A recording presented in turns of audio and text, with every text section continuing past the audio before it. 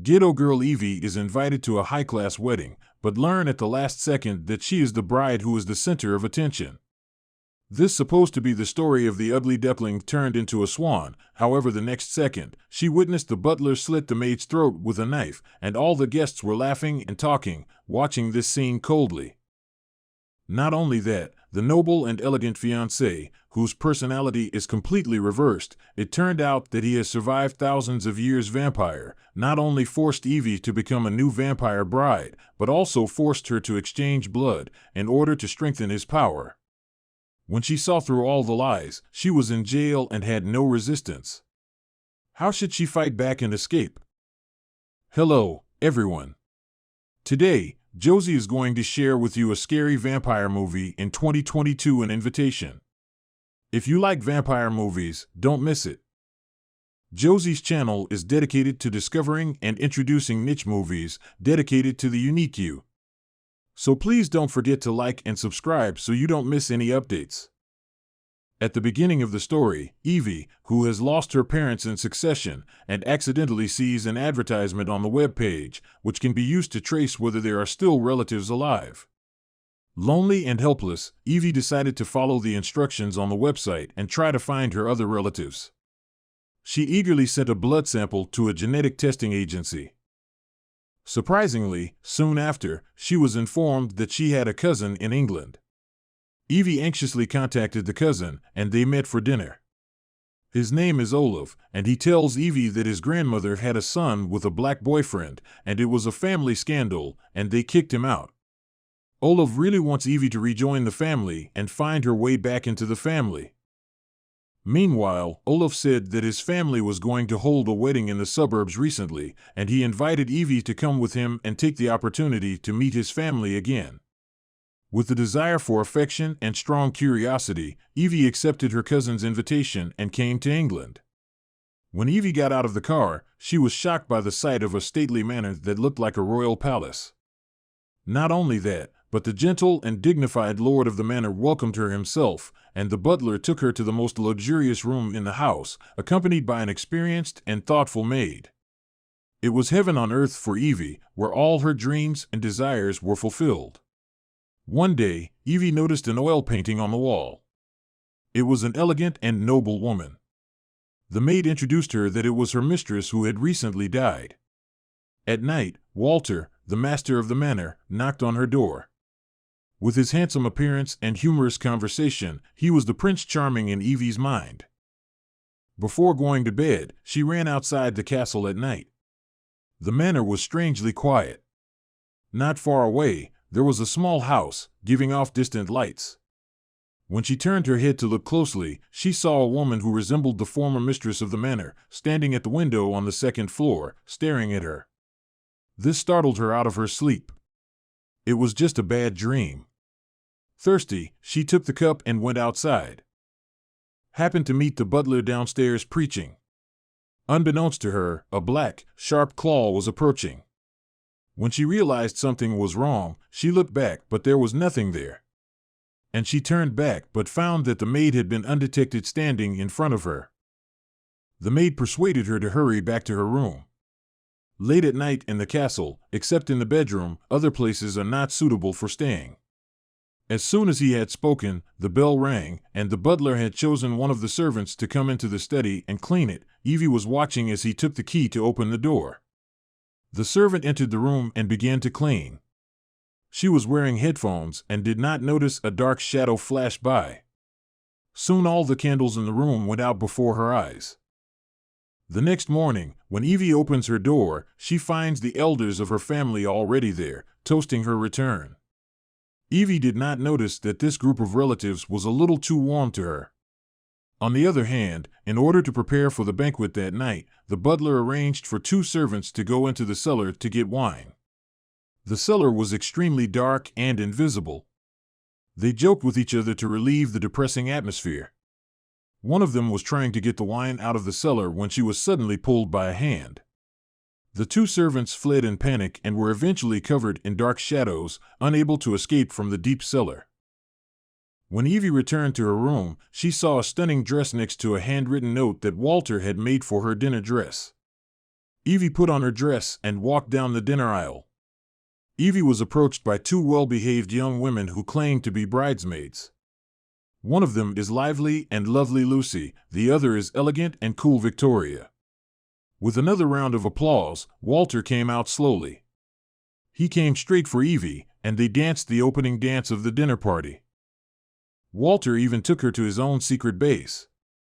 That night, their relationship quickly heated up. As they expressed their affection, Evie felt a pair of hostile eyes peering out the window. In the middle of the night, Evie felt a pair of terrible hands on top of her head. She was so frightened that she dived under the bed and did not dare to make any more noise. When the hands appeared under the bed again, she was suddenly dragged out, but Walter appeared in front of her. Walter turns the lights on, soothes Evie and tells her that it was all a hallucination. Walter took the initiative to stay with Evie to sleep that night, and his gentleness made Evie dispel all doubts. The next morning, Lucy and Victoria push open the door and drag Evie straight to the spa, where many women are treated like guests of honor, while Victoria taunts Evie in the pool. She asked Evie why Walter never took Evie in his room, even though everyone saw that Walter was good to her. The manicurist accidentally pricked Evie's finger, spurting blood that turned the faces of many noble women. Victoria, who had always had no love for Evie, hurried forward and held Evie's finger. Evie was thoroughly angered by the rudeness, but Victoria's words still caused a stir in her heart. So she sneaked into Walter's study and found a file on his desk about her origins. She stormed back to her room with it, packed her bags, and prepared to go home. Walter tried to keep her, explaining that he was a billionaire and needed to make sure his partner wasn't after his money. After hearing this, Evie's mood is eased, and Walter continues to sweet-talk, and Evie finally falls in love with the sweetness. The next morning, when the wedding reception officially began, Evie, dressed in a red dress, pushed the door and sat beside Walter, talking and laughing. Evie, who had not seen the couple for a long time, could not help asking Walter curiously where the bride and groom were. Walter did not answer directly, but stood up by himself. It was announced that today would be a good day for him to marry Evie. Then, at Walter's command, the butler came up behind the new maid and cut her throat with his knife, while the guests laughed more wildly than ever, as if such scenes had been seen before. As Evie convulses in horror at what she sees, Walter picks up his glass and begins to explain the reason. Not long ago, one of his brides had committed suicide. This action greatly reduced Walter's physical power. So, he recruited Evie, a descendant of the suicide bride, from the United States to fill the void. Evie recalled every bit of this dark scene. Sure enough, there is no free lunch in the world. It was her own ignorance and greed that hurt her. While everyone else was drinking, Evie staggered to the door of the banquet hall and simply shouted, "I want to go home," which infuriated Walter. Enraged, he leaves Evie in the care of two other vampire brides. Walter turns out to be the notoriously violent vampire Count Dracula. He preys on beautiful young women. Evie is told by the two vampire brides that by marrying Dracula, she can drink his blood. When the blood is exchanged, Evie will live forever and enjoy endless riches. However, Evie is not willing to compromise, so they shut her in an airtight coffin to die. Just when Evie was trapped in a coffin and wished she was dead, the maid knocked open the coffin and rescued Evie. It turned out that the maid had been Evie's grandmother's maid and remained loyal to her and her descendants. So when she first saw Evie, she was protective of her. She guides Evie away from the house, but it's heavily guarded outside. In desperation, Evie can only hide in the small house outside the manor. Did not expect to just enter the door. Evie was almost scared out of her wits, as inside placed the drained blood maid's bodies. Suddenly, the door rings again, and the butler arrives with another body. Evie hid under the table and clasped her mouth, but at the sight of the maid's blood-stained face, she could not help but make a low sob, and the butler began to look around. Evie ran for the door without him seeing and locked it from the outside. After running for a long time, Evie came to a village at the foot of the mountain and prepared to go to a nearby house under the cover of darkness to ask for help. She met an old lady who seemed very kind and prepared a cup of hot tea for the shivering Evie. As the old lady called for help, Evie noticed an old photo on the wall of her with Butler. Evie, seeing the signs, did not move. When the old lady turned around, she immediately threw hot tea at her. The old woman, knowing her had been revealed, picked up the statue next to her and knocked Evie out. When Evie wakes up again, she finds herself lying next to Walter, who is constantly seducing her with wealth and youth, but this time she is so determined that she pretends to give up resistance, but in her heart, she plans to marry Walter first, and then by drinking his blood to gain strength, and then defeat him.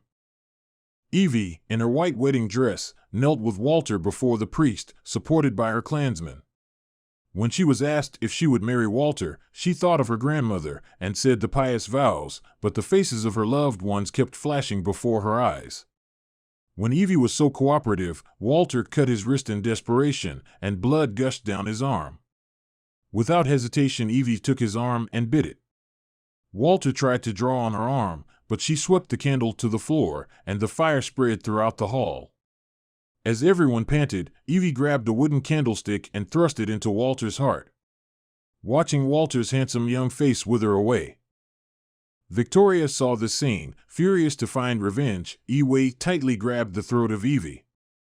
As Evie was about to be strangled to death, Lucy attacked Victoria. Lucy has long been dissatisfied with the present dark life. She chose to betray Walter to help Evie. Two people in the scuffle, accidentally by the statue's spear, turned to ashes. Evie was about to run when she met the butler. At that moment Evie, in a fit of rage, broke a spear and backhanded it into the butler's heart. When it seemed like it was all over, a figure came up overhead. It was Walter. He grabbed Evie, held her by the neck in the air, accusing her of being ungrateful with her treasure and her youth and beauty, but fighting him everywhere. While she was speaking, Evie tore off a piece of wire from the cuff, tied it to Walter's arm, and cut it with force. Before Walter could fight back in the pain, he was sent into the fire with one foot by Evie. Watching Walter struggle in the fire, Evie slowly put away the edge in his eyes and left the evil castle without looking back. And the cousin Olaf who cheated her, Evie who dared to love and hate, would never let him live freely and unrestrained. Waiting for him will be ferocious and merciless revenge. That's the end of the story. Thank you for watching. Please don't forget to like, comment, and follow. Josie will continue to work hard to show you more exciting content.